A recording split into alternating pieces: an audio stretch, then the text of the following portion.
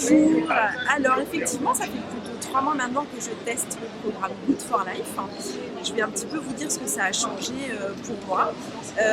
Avant le programme, j'étais quelqu'un qui était vraiment très centré sur son mental. J'avais déjà pris conscience de ça au travers d'une autre formation, à savoir que j'étais quelqu'un qui était beaucoup dans la tête et pas du tout dans son corps.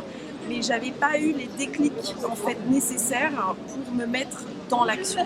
Et en fait, au travers non seulement des vidéos, des dossiers qu'on a thématiques, mais aussi, et ça a été très important pour moi, le forum et la page Facebook, ça m'a vraiment permis de prendre confiance parce qu'on est un groupe, donc je ne me suis pas sentie toute seule, isolée dans mon coin à devoir faire tout toute seule. J'ai bénéficié aussi d'une énergie qui est très forte et en fait les techniques sont venues comme ça. Et en fait depuis 3 mois, j'ai vraiment changé mon alimentation, je me lève aussi plus tôt. Justement faire un espèce de réveil corporel, essayer de faire un petit scan de comment je suis, de mettre une intention sur ma journée parce que j'ai aussi compris que la façon dont je me levais, je me réveillais et ce qui m'animait au moment où je me réveillais allait avoir un impact sur l'ensemble de la journée et puis évidemment sur les autres jours. Voilà, donc j'ai mis en place en fait des petits rituels du quotidien qui me permettent vraiment de sentir une énergie plus forte.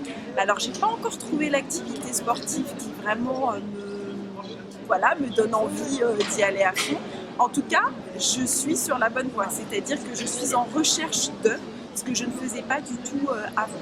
Donc évidemment, il y a aussi quelque chose que j'ai arrêté de dire et ça c'est Good for Life qui m'a arrêté. C'est par exemple, j'arrête de dire je suis fatiguée. Voilà, parce que j'ai compris aussi que les mots créent ma réalité et ça c'est un vrai déclic Good for Life. C'est comment intégrer aussi dans son vocabulaire, dans sa façon d'être, une autre façon de percevoir le monde, son monde et être en interaction avec les autres. Voilà.